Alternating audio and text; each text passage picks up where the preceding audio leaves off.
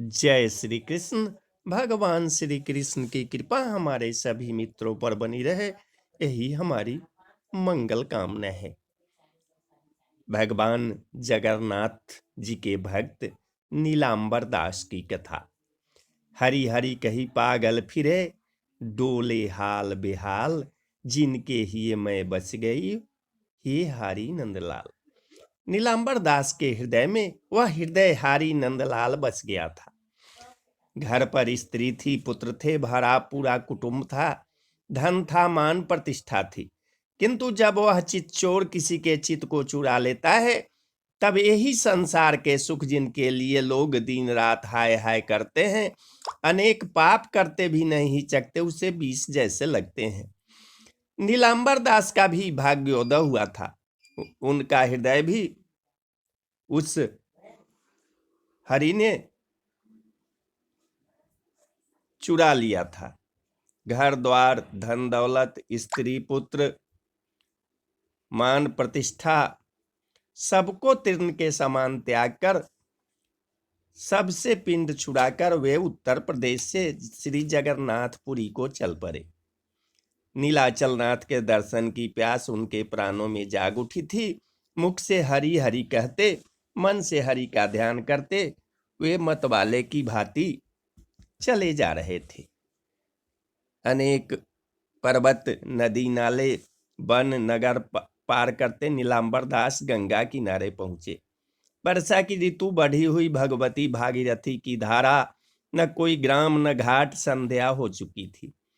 नीलांबर दास गंगा तीर्थ तीर पर उस निर्जन स्थान में बैठकर भजन करने लगे।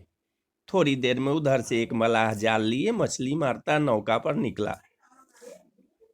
नीलांबर दास ने उसे पुकारा, अरे भाई, कृपा करके इस ब्राह्मण को उस पार उतार दो, तुम जो मांगोगे वही दूंगा, भाड़े के लिए चिंता न करो।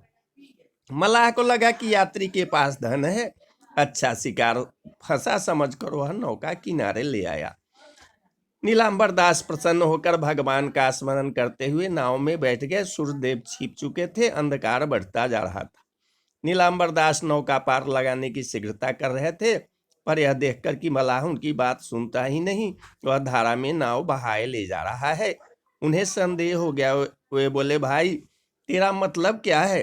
तू मुझे मार डालना चाहता है क्या? अच्छा, मैं भी देखता हूँ कि श्री जगन्नाथ जी के यात्री को तू कैसे मारता है।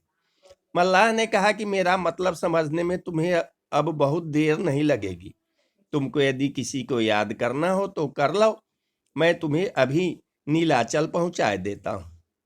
इस निर्जन प्रदेश में बढ़ी गंगा के बीच यात्री को मारकर फेंक देना और उसका धन छीन लेना बड़ा सरल काम था।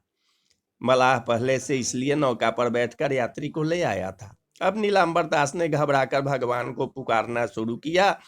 एक बार श्री जगन्नाथ के दर्शन होने पर प्राण भले चल जाए, पर उन रथारूढ़ नीलाचल नाथ के दर्शन अवश्य हो। इस विपत्ति से वे दयामय ही ब्राह्मण को बचा सकते हैं। जब कोई सर्वथा असहाय होकर भगवान को पुकारता है, तब भगवान उसकी प्रार्थना का उत्तर जरूर देते हैं। वे जगन्नाथ एक राजपूत का वेश धारण करके किनारे पहुंचे और उन्होंने पुकारा, अरे ओ मल्लाह, नाव ले आ। यदि तुझे मरने की इच्छा न हो तो चला झटपट इधर।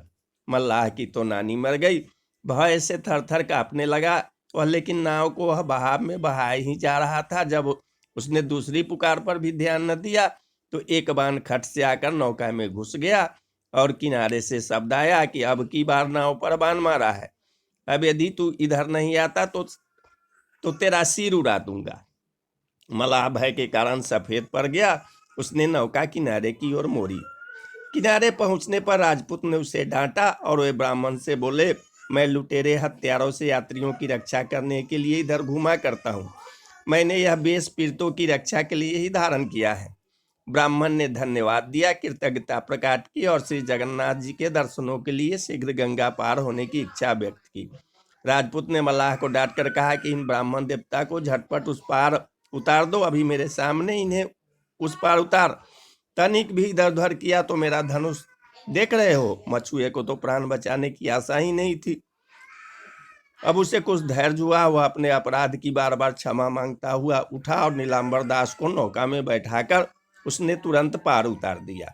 मछुए का मन बदल गया, उसे अपने कृत्य पर बड़ा पश्चाताप था और ब्राह्मणों के पैर पर गिर पड़ा। उसे आशीर्वाद देकर नीलांबर दास पुरी को चल पड़े। भगवान जगन्नाथ बलराम जी तथा सुभद्रा के साथ रथ पर विराजमान है।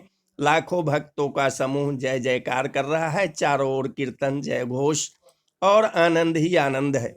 पुरी पहुंचने पर नीलांबर दास को भगवान की इस झांकी के दर्शन हुए।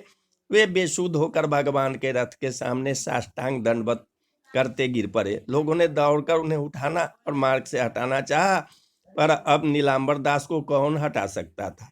वे तो श्री जगन्नाथ जी से एक हो गए थे। मार्ग में तो उनका देह पड़ा था, जिसे भक्तों ने कीर्तन करते हुए समुद्र में विसर्जित कर दिया।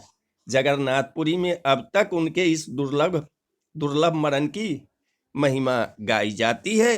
तो बोलिए जय श्री कृष्ण, जय श्री कृष्ण।